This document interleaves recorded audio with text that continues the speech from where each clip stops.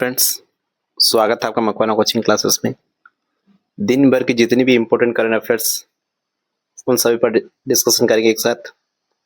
और जो न्यूज़ और जो स्थान, क्योंकि एग्जाम में देखा गया है कि अधिकतर जो प्लेस, जो स्थान सुर्खियों में रहते हैं, जो व्यक्ति सुर्खियों में रहता है, उससे क्वेश्चन बनते हैं हर एग्जाम में।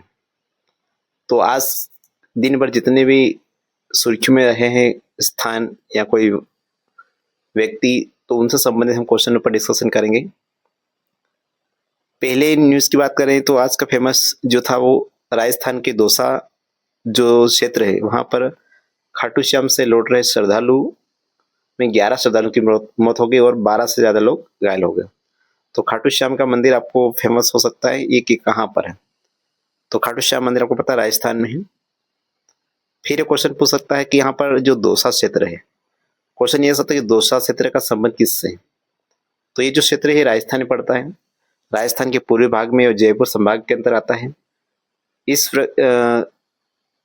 दौसा जो क्षेत्र का जिले का जो नाम पड़ा वो वहाँ के पेड़ के नाम पर पड़ा। और यहाँ पर प्रमुख रूप से मीणा जनजाति पाई जाती है और पानगंगा, मोरेल और मेहंदी ये प्रमुख नदियां वहाँ पर पाई जाती है। अगली न्यूज़ की बात करें तो देश की पहली हाइड्रोजन ट्रेन, बहुत अच्छा क्वेश्चन हो सकता है आने वाले टाइम में जितनी भी वनडे एग्जाम होगी, कि देश की पहली हाइड्रोजन ट्रेन की बात पूछेगा तो हरियाणा के 2 जिलों में शुरू हो जाएगी, मतलब शुरू होने वाली है। और ऐसा करने वाला भारत दुनिया का 5वां देश बन जाएगा कि हाइड्रोजन ट्रेन शुरू करने वाला भारत दुनिया का 5वां देश बन जाएगा। उससे पहले जर्मनी ही, फ्रांस है, स्वीडन है और चीन। इनके बाद भारत दुनिया भर का 5वां देश बन जाएगा जो कि हाइड्रोजन ट्रेन को शुरू करेगा। और ये बिल्कुल प्रदूषण नहीं फैलेगी, बिल्कुल प्रदूषण मुक्त रहेगी। तो ये भी इंपॉर्टेंट हो गया आज के लिए, ये क्वेश्चन आने वाले एग्जाम में आएगा। अगले क्वेश्चन की बात करें तो मंगलवार को जो लोकसभा और राज्यसभा में जो हमारे भारतीय खेल मंत्री हैं, उन्होंने मनसुख मंडाविया, उन्होंने लोकसभा और राज्यसभा में जो बिल पेश किया था, नेशनल स्पोर्ट्स गवर्नमेंट बिल और नेशनल एंटी डोपिंग संशोधन बिल, ये दोनों लोकसभा और राज्यसभा से पास हो चुके हैं। अब राष्ट्रपति की मुहर के बाद ये एक तरह से अधिनियम बन जाएंगे। तो ये बिल के बारे में उन्होंने बताया कि ये खेल प्रशासन को मजबूत करेगा और आज़ादी के बाद खेलों में इस तरह का सुधार पहली बार हुआ है इस अधिनियम के तहत। तो ये बहुत अच्छे विधेयक अधिनियम बन सकते हैं आने टाइम में।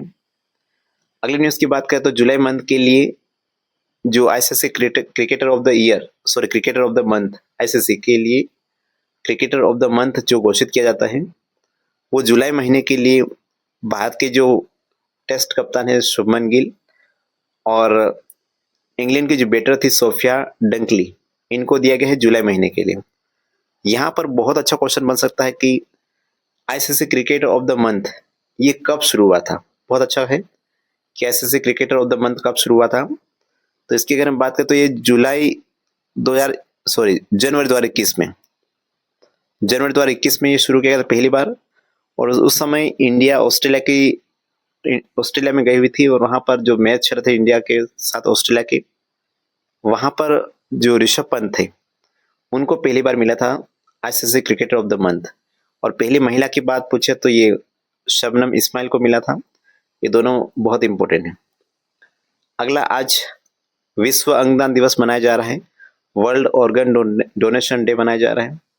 इस दिन का इम्पोर्टेंस ये है कि ये लोगों को प्रोत्साहित करता है कि अपने अंग जो होते हैं, ऑर्गन होते हैं, उनको डोनेट करने के लिए। तो इसलिए आज 13 अगस्त को आज विश्व अंगदान दिवस मनाया जा रहा है। विश्व अंगदान दिवस की बात करें तो इसके लिए जो अधिनियम बना, भारत में मानव अंग और उत्तक प्रत्यारोपण अधिनियम 1994 का लागू हुआ है। तो ये लोगों को प्रेरित करता है कि आप सामने आकर अपने अंगों का डोनेट करें। अगली न्यूज़ की बात करें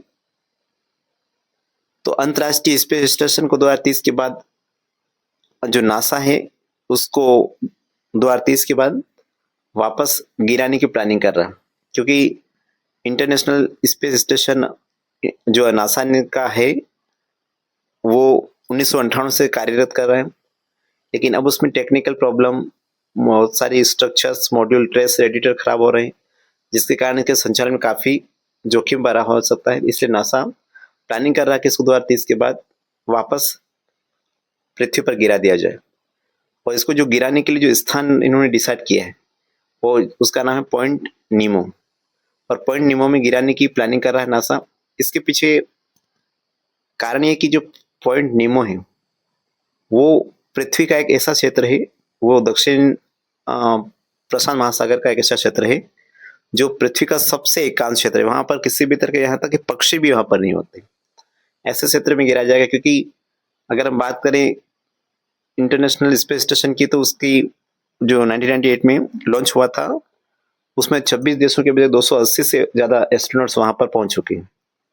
और उसकी बात करें तो 430 टन से अधिक उसका वजन है। धरती से लगभग 400 किलोमीटर की ऊंचाई पर है और 28,000 प्रति किलोमीटर की रफ्तार से घूम रहा है। तो 430 टन से अधिक वजन का अगर वो पृथ्वी पर गिरेगा तो स्वाभाविक कुछ न कुछ तो हानि होगी। इसलिए इसको ऐसे क्षेत्र में गिराया जाएगा दक्षिण प्रशांत महासागर में, जहां पर पृथ्वी का एकदम शांत क्षेत्र है। तो ये बहुत इंपॉर्टेंट था ये। तो आप सभी का बहुत बहुत धन्यवाद।